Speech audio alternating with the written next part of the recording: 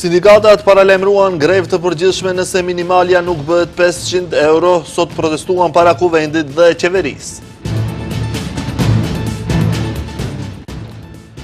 Qeveria Mickoski plasaritet nga të gjitha anët, nisi me Taravarin dhe Vlenin, vazhdoi me Znamin dhe Miloshovski. Pas paralajmërimeve të qeverisë dhe Këshilli i Prokurorëve votoi kundër propozimit për shkarkimin e krye prokurorit.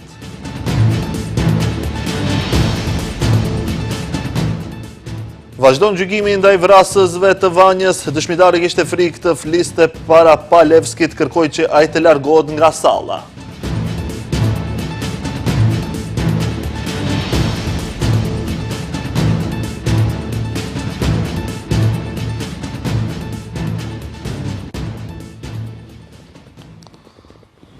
Përshëndetje, shikues të nderuar, jemi me lajmet në televizionin Shenja. Sindikatat kanë paralajmëruar grevë të përgjithshme në të gjithë shtetin, me që qeveria nuk bëri pagën minimale 500 euro. Sindikatat sot protestuan para kuvendit, odës ekonomike dhe qeverisë.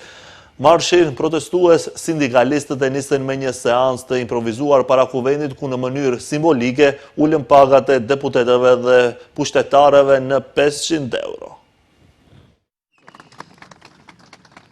Dhe mom, da potvrdime ushtetme që odlukata koja donesovme vo sobranijeto za pratenicite. Ko je za? Cijela vlada na minimalna kvota. Kështu nisi seanca improvizuar e lidhjes së sindikatave të Maqedonisë së Veriut para kuvendit, duke shprehur pakënaqësi për rritjen aktuale të pagës minimale dhe duke kërkuar rritje të saj në 500 euro. Kryetari i lidhjes së sindikatave Slobodan Trendafilov porositi deputetë që të sillnin ndryshime të ligjeve në mënyrë që kërkesat e tyre të plotësohen. Deputet të parespektuar, ju 120, ndërsa ne 300, 3 herë më shumë se ju. Sot kemi ardhur këtu për t'ju kërkuar të merrni vendim që paga minimale të jetë jo më pak se 500 euro dhe të gjitha pagat e tjera të rriten për 100 euro. Sot erdhëm këtu në të cilën vendosim në sindikata që pagat janë mizore. Pagat tuaja të rritura prej 79% ju nuk i meritoni dhe prandaj kemi ardhur këtu për shkak të faktit se ju nuk vendosni për ne, ne duhet të vendosim për ju. Konstatoj se organet dhe trupat e LSM-s, sindikatat e qytetit dhe aktivistët e të drejtave të punëtorëve vendosën një zëri që deputetët t'i ulin pagat luksoze në pagën minimale. Marshi i sindikalistëve vazhdoi tek oda ekonomike e Maqedonisë së Veriut, nga ku ata kërkuan nga punëdhënësit t'u arrisin pagat minimale, në mënyrë që, siç thonë ata, të mos jenë punëdhënësit një ndër arsyet e shpërnguljes së të punësuarve nga vendlindja. Sot është dita e fundit që do t'ju them të nderuar punëdhënës e jo shefa, sot jemi këtu para jush për t'u zgjatur dorën, t'i rrisni pagat tona që punëtorët e vendit të mbesin në Maqedoni, të mos jeni ju fajtorit kryesor për shpërnguljen e punëtorëve në periudhën në vijim. Dora e zgjatur e punëtorit sot mund të jetë grusht i fuqishëm nesër. Marshi përfundoi para qeverisë me mesazhe prohoritëse nga sindikalistët, të cilët paralajmëruan grevë në të gjithë shtetin dhe protesta në rast të mosplotësimit të kërkesave të tyre. Qeveria e parë që e heq qëllimisht përfaqësimin e sindikatave vetëm që të mos ketë këshill ekonomik dhe social. Qeveria e parë në historinë e Maqedonisë që vendosi të lërë 129.000 punëtor të sektorit publik që varen nga paga minimale të hahen nga shefat e sektorit privat. Me 1.890 denar në administratë gjyqësor, 58% janë aktualisht në mesatare. Nuk kemi frikë dhe as nuk do të kemi frikë. Presim që ju të naftoni, nëse jo, du të vinë vetë. Sindikalistët kërkuan heqjen e ligjit për harmonizim të pagës minimale dhe rritje të pagës minimale në 500 euro. Jemi në hap të grevës në tërë shtetin, kemi ardhur 300, do të vim edhe 3.000, po edhe 30.000. Luksi juaj buron nga puna jon, ose ne do të marrim 2.500 euro pak, ose ju 500 euro. Ju do të zgjidhni, duhet të kuptoni se nga të punësuarit jeni zgjedhur dhe shumë let mund po këta të punësuar të ju largojnë nga të ulse tuaja të rehatshme, tha Trendafilov. Protestën e sindikalistëve ka komentuar Ministri i Ekonomisë dhe Punës Besar Durmishi, i cili ka thënë se të gjithë kanë të drejtë dalin në rrugë të protestojnë. Ministri ka theksuar se qeveria ka formuar një komision që duhet të përcaktojë përfaqësimin e sindikatave. Sapo të përcaktohet se cila sindikat është e përfaqësuese, duhet të thërasë seancën e Këshillit Ekonomik Social, ka deklaruar Durmishi. Jetojmë në demokraci dhe të gjithë kanë të drejtë të dalin në rrugë të protestojnë dhe të shprehnë revoltën e tyre, por sindikatave tashmë ju ka skaduar mandati dhe nuk janë më përfaqësues. Kështu tha Ministri i Ekonomisë dhe Punës së Besar Durmishi, duke shtuar se qeveria ka formuar një komision që duhet të përcaktojë përfaqësimin e sindikatave dhe ai komision tashmë është duke punuar. Sapo të përcaktohet se cila sindikate është përfaqësuese, Durmishi tha se do të tharrasë seancën e Këshillit Ekonomik Social. Nëse sindikatat dhe punëdhënësit bien dakord për ndonjë bazë tjetër dhe për ndonjë metodologji në zgjidhje tjetër ligjore për përcaktimin e pagës minimale, ne si qeveri jemi këtu për t'i ndihmuar dhe plotësuar nevojat e tyre. Durmishi njoftoi se kanë nënshkruar vendimin e qeverisë për harmonizimin ligjor të pagës minimale pa pëlqimin e sindikatave, në mënyrë që të mos shkaktohet bllokimi i pagesës së pagave në vend. Imagjinoni çfarë do të kishte ndodhur po të mos e kisha nënshkruar vendimin. Sipas ligjit që është në fuqi dhe i nënshkruar si nga sindikatat ashtu edhe nga punëdhënësit dhe me vendim të qeverisë, jam i detyruar që pagan minimale ta shpall para datës 31 mars. Më pas, paga mesatare dhe pagat e tjera llogariten nga paga minimale. Nëse nuk do të kishim publikuar deri më 31 mars, i gjithë vendi dhe të gjitha institucionet do të ishin bllokuar dhe sektori privat nuk do të mund të llogariste pagat për punonjësit e tij. Këtë deklarata Durmishi i bëri gjatë konferencës e reforma e ligjit për marrëdhëniet e punës, sfidat dhe drejtimet, ku morën pjesë përfaqësues të sindikatave, punëdhënësve, institucioneve dhe ekspertëve të fushës. Qeveria Mickoski ka nisë të plasaritet nga të gjitha anët, së pari me Taravarin dhe koalicioni Vlen dhe tashmë me Znamit dhe VMRO-n. Ministri i Drejtësisë Igor Filkov, që vjen nga radhët e Znamit, dhe deputeti i VMRO-s Antonio Miloševski shkëmbyen akuza të ashpra, madje edhe ofendime, ndërkohë kryeministri përpiqet që të qetësojë situatën, të thotë se ishte vetëm një ditë e keqe. Ai mbron dhe edhe ministrin Filkov edhe Miloševskin, por edhe Taravarin. Thotë se gjithçka është në rregull dhe qeveria është stabile.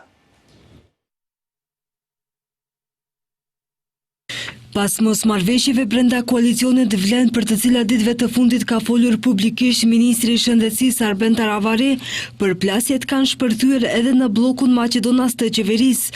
Kësaj radhe aktor të përplasjeve publike kanë qenë deputeti i VMRO DPMN-s Antonio Miloševski dhe ministri i Drejtësisë Igor Filkov, i cili vjen nga radha televizjes Znam. Kryeministri Hristijan Mickoski beson se kjo zëng do të mbetet në dy qendrimet personale të politikanëve, duke u shprehur se çdo kush ka të drejtë të ketë ditë të keqe. Ai tha se Miloševski është pjesë e perimetrit më të ngushtë të tij dhe bashkëpunimin me të e vlerësoi si të nivelit më të lartë. E disi me çfarë problemi përballet ministri Igor Filkov. E di se në çfarë gjendje ka gjetur Ministrinë e Drejtësisë. Bashkëpunojmë vazhdimisht në bazë ditore në pjesën e reformave, të cilët janë shumë të rëndësishme posaçërisht në sektorin e drejtësisë, por ajo që mund të konkludoj, ndërsa jam i bindur se e gjithë kjo do të mbetet në këto dy qendrime personale, është se çdo kush ka të drejtë të ketë ditë të keqe. Kështu që unë mendoj se ajo ditë e keqe përfundon edhe për njërin edhe për tjetrin. I pyetur se a ka probleme me koalicionin Vlen, kryeministri tha se nuk e ka një ndjesi të tillë dhe sipas tij kanë bashkëpunim të jashtëzakonshëm dhe qeveria është stabile. Jo, nuk e kam atë ndjen, përkundrazi, kemi bashkëpunim të jashtëzakonshëm. Qytetarët të jenë të sigurt se qeveria është stabile. Këtë qeveri e mbështesin jo zyrtarisht më shumë se 2/3 dhe zyrtarisht 78 deputet. Qytetarët, sipas asaj që e shoh në anketa, i japin mbështetje. Është jashtëzakonisht i madh mendimi pozitiv, se edhe Maqedonia po lëviz në drejtim pozitiv.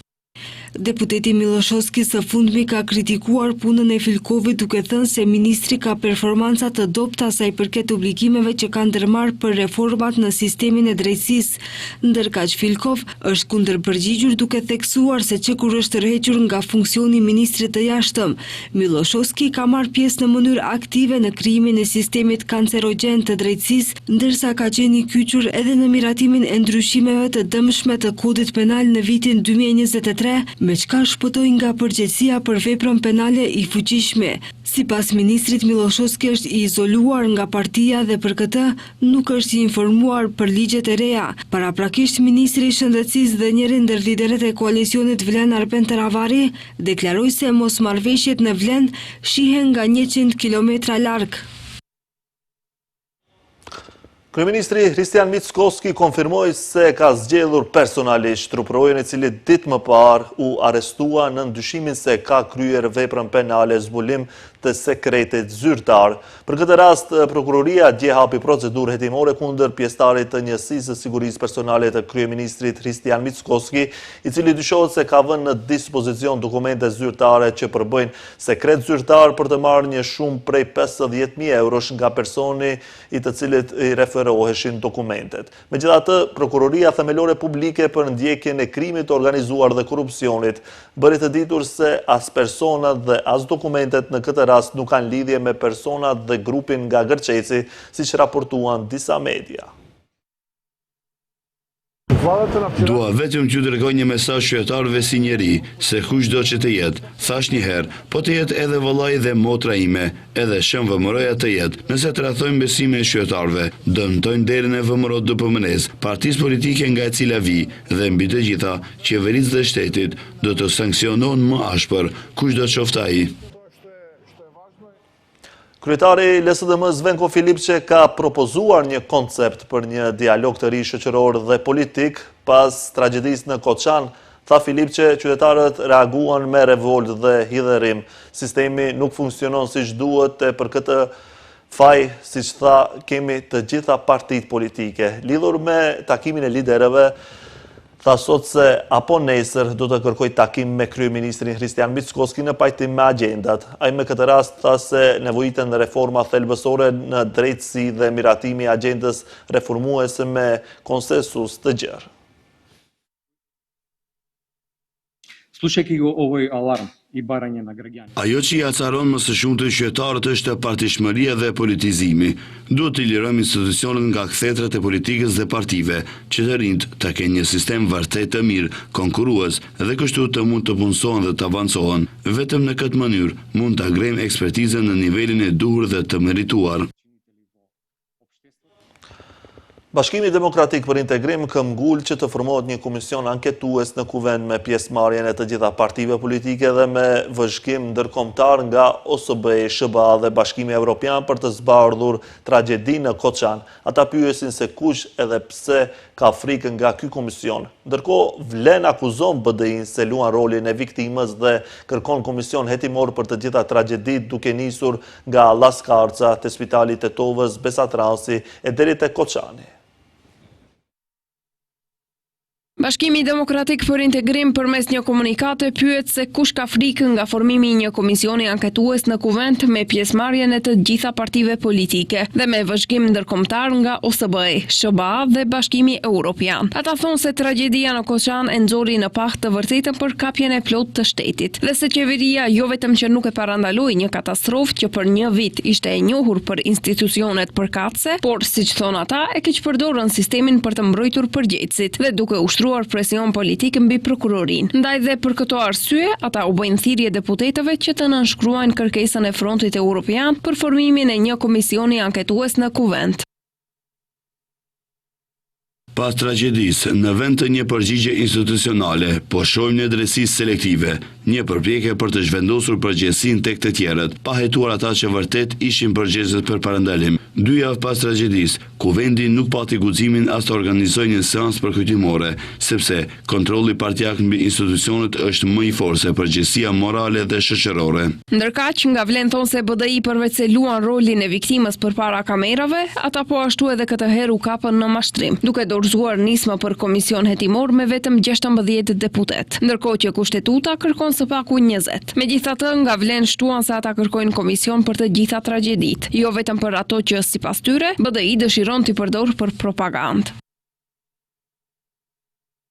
BDI është e gatshme të shkojë deri në fund, të bojkotojë zgjedhjet lokale dhe të përpiqet të shkaktojë krizë politike, vetëm për të shpëtuar vetveten dhe për të shmangur përgjegjësinë që po i ofrohet. Ndërkohë, Vlen është e vendosur që e vërteta të mos manipulohet. Kërkojmë komision hetimor për të gjitha tragjeditë, jo vetëm për ato që BDI i përdor për propagandë, nga Llaskarca, Spitali Modular në Tetov, Besatans e deri te Koçani. Tutje ata shtuan për Kreshnik Bekteshin se ata dëshirojnë që ai të dëshmojë pafajësinë e tij, sepse siç thanë ata, pavarësisht se janë kundërshtar politik, Vlen nuk dëshiron që asnjë shqiptar të mbajë barrën për tragjedi. Por për këtë ata shtuan se vendos drejtësia, jo BDI e as politika. Me që kryeministri dhe qeveria e stopuan procedurën për shkarkimin e kryeprokurorit Lupço Kocevski, edhe Këshilli i Prokurorëve votoi kundër propozimit për shkarkimin e tij. Pas tragjedisë në Koçan, qeveria paralajmëroi se sido që të veprojë Këshilli i Prokurorëve, procedurën për shkarkimin e kryeprokurorit nuk do ta dërgojë në kuvent. Me shumicë prej 6 votash, Këshilli i Prokurorëve Publik dha mendim negativ, gjithsesi u shpreh kundër iniciativës së qeverisë për shkarkimin e prokurorit publik shtetëror Lupço Kocevskit. Nga 9 anëtarët e Këshillit provotuan 3 prej tyre. Keti Petkova, Ardian Demiri dhe Mariana Iljevska. Diskutimi u bë me dyert të mbyllura dhe opinioni u përjashtua për të marrë pjesë më vonë vetëm gjatë votimit. Në seancën e sotme, anëtarët e Këshillit, duke shqyrtuar propozimin e qeverisë për shkarkimin e prokurorit publik Lupço Kocevskit, sollën vendim me shumicë votash të anëtarëve të Këshillit dhe dhanë mendim negativ për propozimin e qeverisë për shkarkim. Në seancë nuk mori pjesë prokurori Kocevski, ashtu siç parasheh procedura ligjore në raste të tilla. Përndryshe, qeveria e ka ndërprerë procedurën për shkarkimin e Kocevskit pas tragjedisë që ndodhi në Koçan. Javën e kaluar vetë kryeministri Kristian Mickoski tha se procedura e iniciuar nga qeveria në muajin shkurt duhet të mbetet në fazën që është për momentin për shkak të hetimeve për zjarrin në Koçan, ku pjesë e hetimeve është edhe Kocevski. Një ditë më vonë, seanca e parapar për shqyrtimin e shkarkimit të Kocevskit në Këshillin e Prokurorëve u ndërprer për shkak se nuk kishte kvorum. Në të njëjtën ditë, zëdhënësja e qeverisë Marja Miteva në preskonferencë tha se qeveria po e ndërpret procedurën e shkarkimit të prokurorit publik Lupço Kocevskit dhe edhe në qoftë se Këshilli i Prokurorëve jep mendim për shkarkimin e tij, qeveria atë nuk do ta dërgojë për procedurë të mëtejshme në kuvent, ku duhet edhe të sillet vendimi. Ka vazhduar edhe sot gjykimi rreth rastit të vrasjes 14 vjeçare Zvanja Gjorçevska dhe Pançe Zhezhoskit, i akuzuari Vlatko Keshishev, kërkoi që të largohet nga salla e gjyqit Palevski gjatë kohës që ai të dëshmoj, pasi ka frikë prej tij, kërkesë kjo që ju plotësua nga gjykata. Keshishev tha se ka parë Palevskin me pistolet në dorë dhe se më pas ka dëgjuar një të shtënë.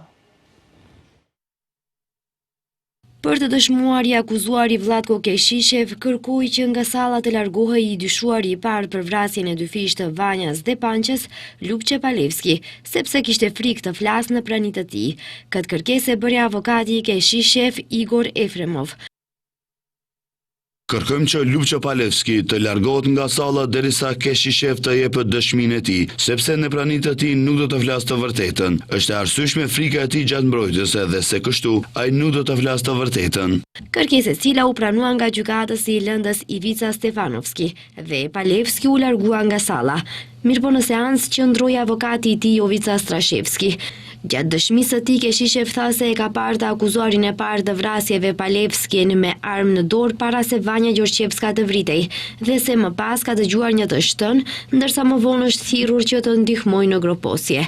Ai pranoi se grabitja kishte të bëjë për shantazh me qëllim që të kërkoheshin para, por se nuk e ka pasur idenë se kush do të grabitej. Kur arritëm tek vendi i ngjarjes, dolëm nga vetura. Paleski më tha të presë 20 metra larg dhe të kujdesem që të mos më shoh dikush. E ktheva kokën disa herë drejt tyre. Herën e fundit që i pash, Pallço kishte armë në dorë. Ajo shihej qartë edhe pse isha larg rreth 20 metra. Pastaj shikoja rrugën të shoh se mos është dikush dhe në atë moment dëgjova një të shtën, pasi u gropos vajza. Pallço i pastroi lopatën, belin dhe kazmën.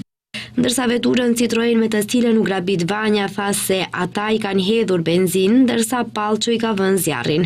Se ajo ka qenë një vajzë kanë kuptuar pasi janë kthyer në shtab kur është kryer vrasja. Atëherë kur ka parë në Facebook lajmin se është zhdukur një vajzë 14 vjeçare. Kur ai me telefon në dorë tha se ka shkuar te Pallço që të ja tregoj fotografinë e vajzës së zhdukur, shtoi se Pallço nuk i ka kthyer asnjë përgjigje. Ministri për çështje evropiane Orhan Murtezani në rolin e koordinatorit nacional të IPA-s sot bashk kryesoi takimin e tretë të Komitetit Monitorues për instrumentin e ndihmës para aderuese IPA 3, duke i theksuar sfidat aktuale politike dhe teknike lidhur me përdorimin efikas të fondeve evropiane. Ministri Murtezani theksoi se kjo qeveri do të ndërmarrë nisma të rëndësishme për stabilizimin e IPA, strukturave dhe zgjidhjen e problemeve të trashëguara nga periudha e kaluar, duke përfshirë lëvizshmërinë e madhe të stafit profesional, procedurat e vonuara të prokurimit publik dhe lëshime të rëndësishme në sektorin e transportit dhe mjedisit jetësor. Ai nënvizoi se deri në fund të vitit 2024 mjetet e kontraktuara për IPA 2 arritën në 71. Ky ishte lajmi i fundit për këtë edicion informativ. Faleminderit për vëmendjen. Bashkë miru pafshim.